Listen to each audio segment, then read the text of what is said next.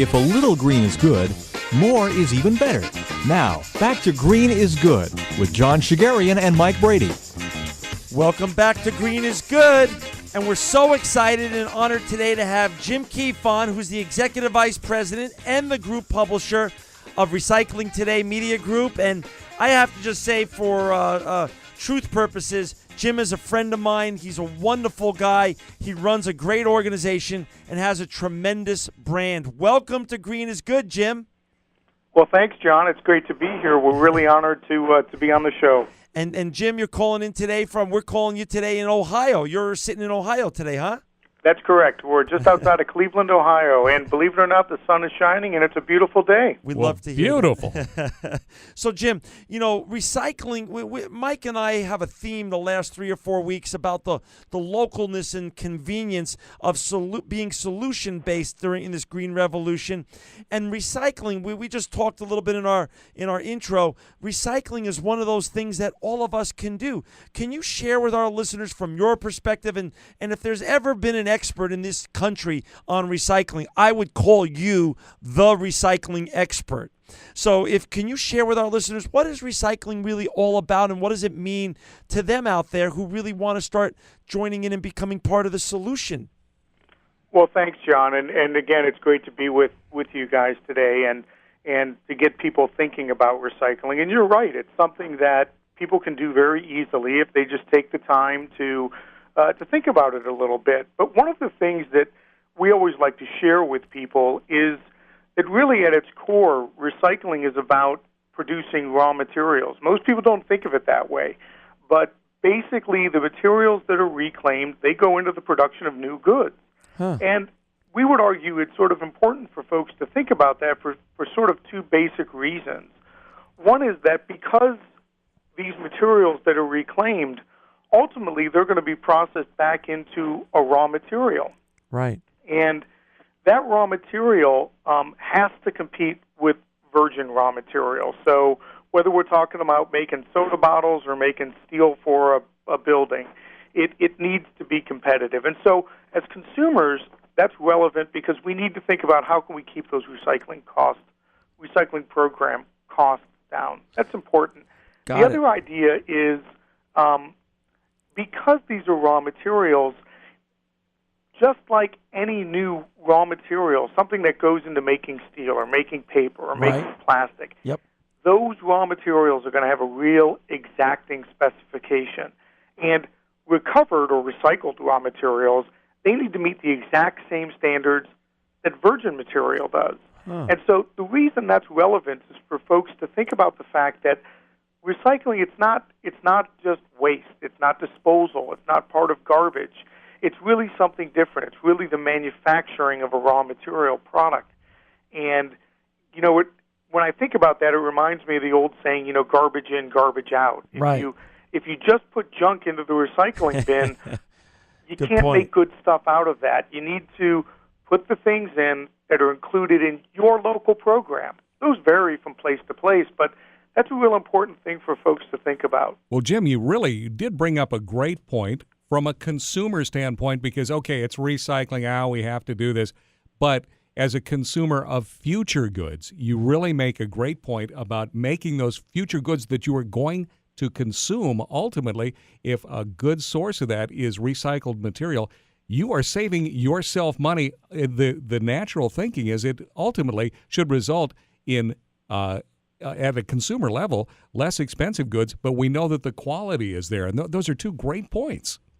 Absolutely. Tell us, though, about what is really being recycled out there now. When we start thinking about what we can and should be recycling, what should be recycled now, and what's coming in the future? Like, are tires being recycled? Should we all get our cars recycled? What's really what's normal?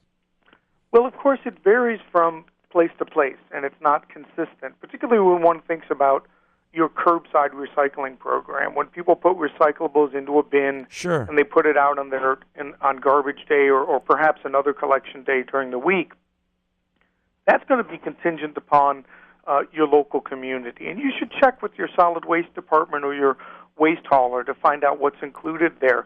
But you brought up another great thing, John. When you look at something like tires. Those of us, and probably we all have, put new tires on our car. Yep. There's a small fee that we pay for the disposal of the old tires. But really, those tires are not disposed of. They're pretty much all recycled. And those tires get ground up and made into new products. And generally not new tires, but certainly new products. The other thing that's rapidly growing, and we all should be very cognizant of, is consumer electronics. The life cycle on our cell phones, on our DVD players, on our television sets. Right. Boy, it's just getting so compressed. Right. Stuff, it seems like we get a new cell phone every 6 months or true. a year or something. You're right. Days. Those things can be very easily recycled. And generally, your retailer, whoever you're buying the new item from, they can either take it back or they can direct you to where it can be taken back. And boy, that's so important to make sure that stream of material doesn't end up in the waste stream. That's a great point. There's a lot of toxic stuff in electronics. It's great because it makes it work for us every day. Right. And in the right environment, in a controlled environment, those can be properly managed and properly recycled into a new product. Jim, you're at the crossroads of recycling. You see so much running your great organization. And by the way, for our listeners out there that want to see what Jim is doing online, go to his great website, recyclingtoday.com. It's an amazing website and really chock full of information. But Jim, you're seeing so much, and you've been doing this for so long, since 1991. You've been working with the same parent company, so you have a lot of experience. What are some of the misconceptions about recycling that you can share with our listeners and correct them? Well, I think one of the biggest that we like to remind people of is really the idea that once a consumer has placed something into recycling and that they've recycled, well, it's really not the case, because at that point what they've done is they've recovered something, which is great. They've recovered it from the waste stream, and it's not going to go into a landfill. That's a good thing. But for recycling to really work, they have to be willing to go full circle, purchase goods that are made from recycled materials. To bring that point home, I sort of reckon back to something I said earlier.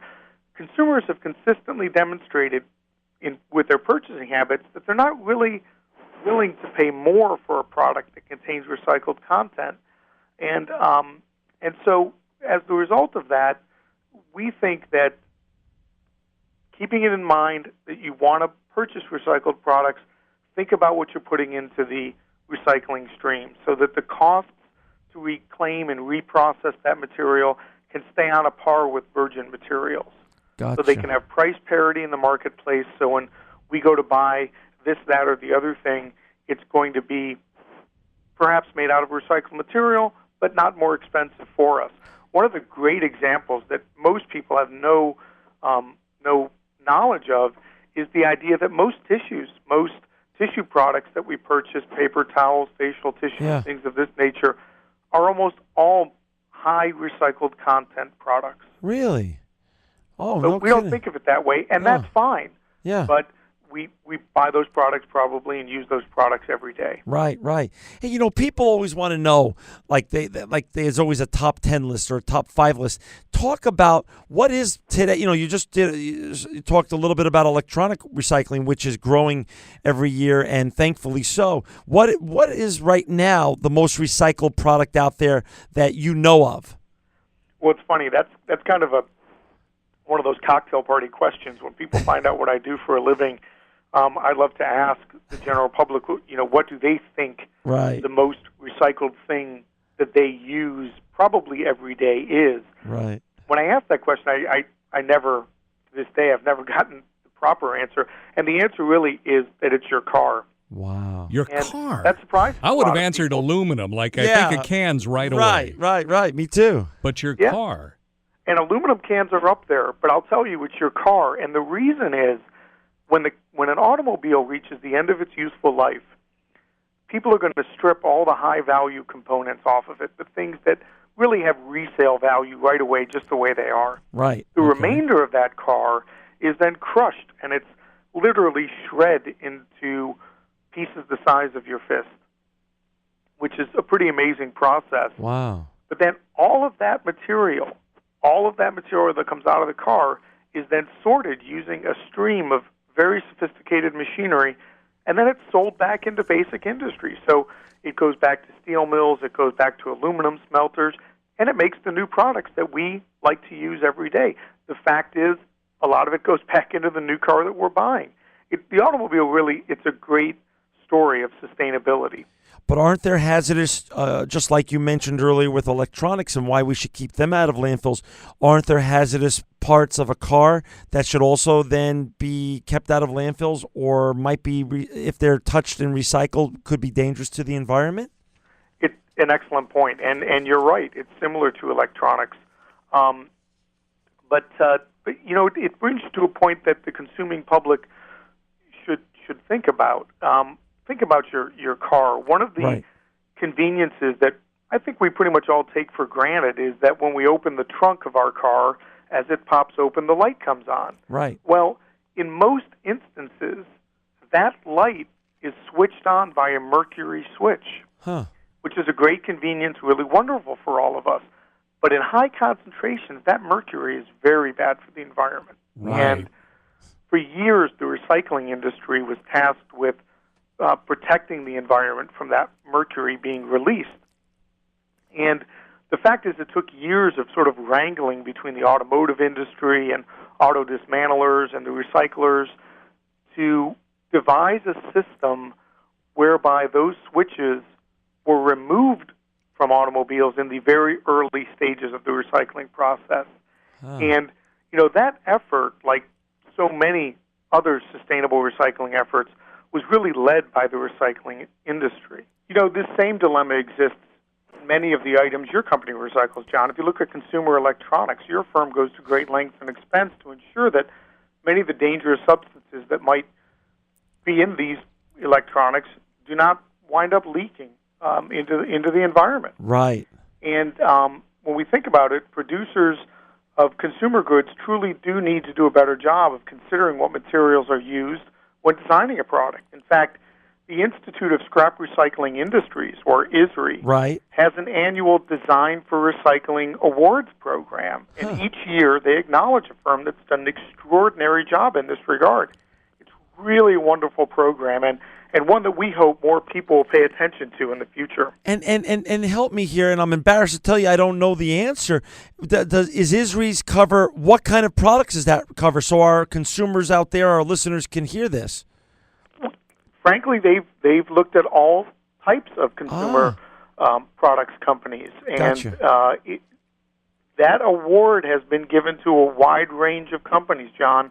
So they're really looking at any producer who is really taking into consideration the idea of what happens at the end of life for this product, and is it just going to end up in a landfill, or can it be recycled? And if it can be recycled, how easy is it to be recycled? That's fascinating. So they've looked at a wide swatch of companies who've done extraordinary work in this regard. And I know from just my own little piece of the world, I know the electronic producers are striving all the time in their R&D departments to make the products, A, less hazardous, and B, as you just said, Jim, well said, more recyclable. So, I mean, let's talk about that, though.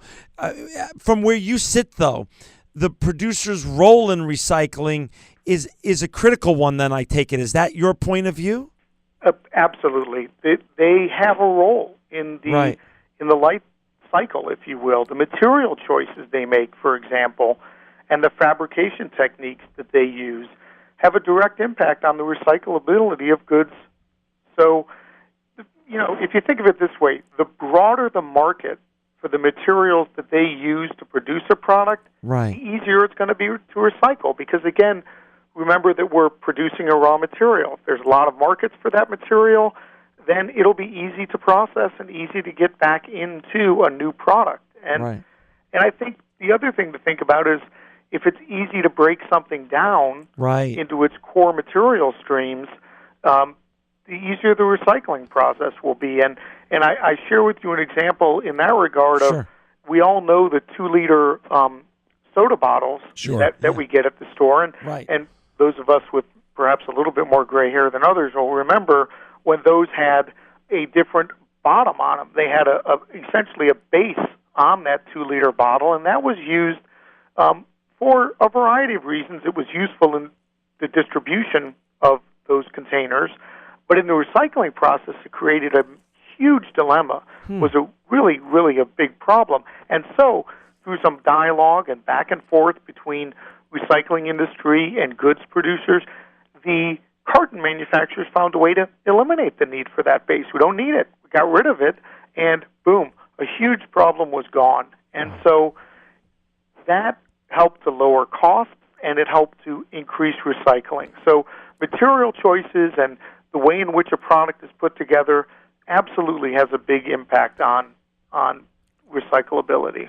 Well, I was thinking about that, and Jim, I had forgotten all about it, but you're talking about that larger separate plastic. It almost seemed like a different type of material, too. But now you go and you see all of the bottles, and they've got kind of a scalloped bottom, which ensures the stability of the product. That's wow! What a great insight you just brought up. And that's exactly the issue. Is you had two separate materials that were essentially glued together, if you will, and it created a big recycling problem. Jim, relatively easy to solve, and thankfully it was solved. Hey, the EPA, Jim, recently came out with some statistics that I'll share with you. But if I didn't read them right or remember them right, please correct me. That a typical U.S. citizen here throws out approximately or produces 4.5 pounds of waste per day. And 33% or so of it is recycled, 54% of it or so goes to a landfill, and 13% or so is incinerated. And what they're saying is over the next 10 years that incineration should stay a flat line, but recycling and landfill rates should go inverse. And my first question to you, Jim, is that true? And number two, if that's true, you're sitting on the top of a juggernaut recycling media empire. Am I not correct? Well, I don't know about an empire, John, but we do think that recycling rates will continue to grow. Okay. And one of the things that's helping drive the growth is a collection methodology that, not to bore consumers, but it's single stream recycling. Okay. And one of the things that this does is it allows consumers to mix all of their recyclables together in one large container, right? And then that's collected once a week from their home. And that's a great process. And that's called single stream recycling, when you mix all your recyclable products in one container? Right. Got it. It's allowed recycling to be extended to a lot more households than it was previously available to. Like any new process, it has its detractors and it has its supporters, and I'm not advocating one or the other. Right. I'm simply saying that if it offers recycling to more people, that's a good thing. Right. And at the same time, the consumers who participate in something like that, program like that, should not think that material is the same as garbage, because again, it's not. It's going to, when it's collected, it goes to what's called a material recovery facility. Now, I know why people think, because they see the same kind of truck that collects garbage collect that material, and they think, well, it's going into a garbage-like can, it's collected by a garbage-like truck, but in fact, where it's taken is a different type of place. It doesn't go to the landfill, it goes to a material recovery facility, what we in the industry call a MRF. Right. And inside of these plants, they use a stream of quite sophisticated machinery that sorts all the plastics, like the soda bottles we were talking about, the newspapers, boxes, and the other recyclable materials into their separate material streams. So consumers really shouldn't think that because because they've commingled all of these recyclables when they put them out, that it's going to not be recycled, because in fact that's not the case. And that's called single stream recycling. Right. Got it. And so yourself, I mean, now you've seen this evolution since 91 to now that you're doing this way before it was cool to be green or cool to be part of the green revolution. But seriously, you're on the cutting edge, and now we're down to the last couple minutes. Can you share a couple last pearls of wisdom or thoughts that you have about recycling and how our listeners can do more of it or should be doing more of it? Well, one of the easiest things for many people to think about, first of all, we talked about when you purchase an electronics product, hey, just ask your retailer if they can take the old one back. That's a great step that a lot of people can take, and I think a very important one in today's world. But here's another one that's pretty easy. Sure.